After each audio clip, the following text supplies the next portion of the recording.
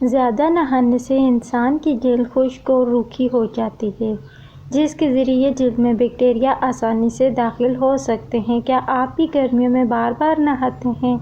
اگر ایسا ہے تو اس کے نقصانات بھی جان لیں۔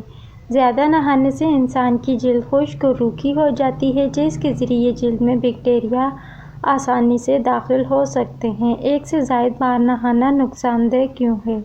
صحت مند جلد پر تیل کی تہ اور اچھے بیکٹیریا موجود ہوتے ہیں، لیکن غسل کے وقت صابن کا استعمال اس تہ کو ختم کر دیتا ہے۔ یہی وجہ ہے کہ طبی ماہرین گرمیوں میں بھی ایک بار غسل کا مشورہ دیتے ہیں تاکہ جلد سے اچھے بیکٹیریا ختم نہ ہوں۔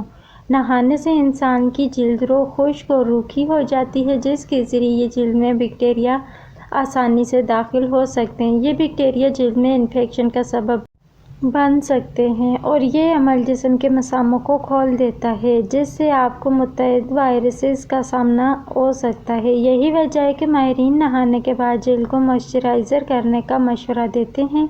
اینٹی باڈیز کی تیاری اور قوت مدافعت کے لیے جسم کو اچھے بیکٹیریا کی ضرورت ہوتی ہے۔ یہی وجہ ہے کہ ڈاکٹرز بچوں کو روزانہ نہانا صحت مند قرار نہیں دیتے۔ بار بار غسل لینے سے انسان کا مدافعتی نظام ٹھیک طرح سے کام نہیں کرتا۔ ماہرین کے مطابق حساس جلد والے افراد کو 5 منٹ سے زیادہ غسل نہیں لینا چاہیے۔